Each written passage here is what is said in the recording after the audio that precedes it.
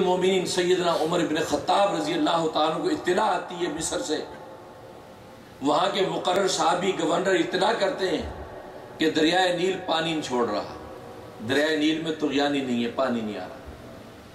क्यों नहीं आ रहा? कहा जी असल में ये है कि यहाँ की एक रस्म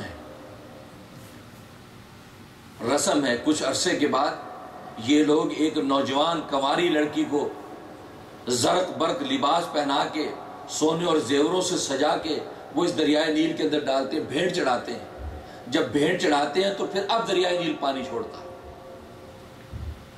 अब चूंकि मैं जब से यहाँ पर गवर्नर मुकर्रर हुआ हूँ, मैंने इस्लाम के उसूल यहाँ कायम कर दी, मैंने इस रस्म की पाबंदी लगा दी, तो दरिया में पानी नहीं आ रहा, तो गियानी खत्म हो रही है और यहाँ फसलें सूख रही हैं, मवेशी भूखे मर रहे हैं। अब क्या करूं?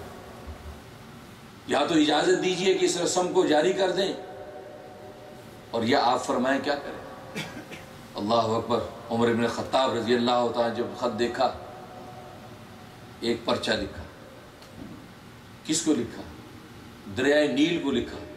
दरियाए नील को लिख रहा है, ए नील, अगर तू रस्म जाहिलियत की इस भेंट की वजह से चलता है और इंसानों को पानी देता है, तो फिर हमें तेरे पानी की कोई जरूरत नहीं है। और अगर तू उस रब की वजह से चलता है जिसे तुझे जारी किया है, तो मैं उस रब का बंदा उमर तुझे हुक्म देता हूं कि उस रब के हुक्म से जारी हो जाए। और कहा कि ये पर्चा दरिया में डाल दो। क्या आज आप ये सोच सकते हैं कि ऐसा हम करें? हम सोचते यार दरिया क्या समझेगा, दरिया को क्या पता। नहीं, दरिया को सब पता है।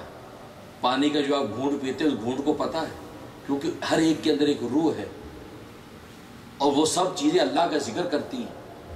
इसलिए हदीस में आता है कि चलते पानी अल्लाह का जिक्र करते हैं, और जब तक वो अल्लाह का जिक्र करते रहते हैं वो चलते रहते हैं, पाक रहते हैं। और जब वो अल्लाह का जिक्र मुनक़ते कर देते हैं वो सड़ जाते हैं, मुताफर और बदबूदार हो जाते हैं, नापाक हो जाते हैं। अच्छा, आपने ये मसला तो सुना होगा कि चलता पानी पाक होता है, पहले उसमें आप मूत रहे हैं, हग रहे हैं, पेशाब कर रहे हैं, निजास्तें डाल रहे हैं, ये सारी निजास्तें, ये सारे मुताफिनात वो उसको नापाक नहीं कर सकते, क्योंकि वो जारी है और जारी पानी अल्लाह का जिक्र कर रहा है। जिस अल्लाह ने सारी कायनात को पाक किया उसका जिक्र इस पानी को पाक रखता है, कोई नापाकी उसको नापाक होने नहीं देती।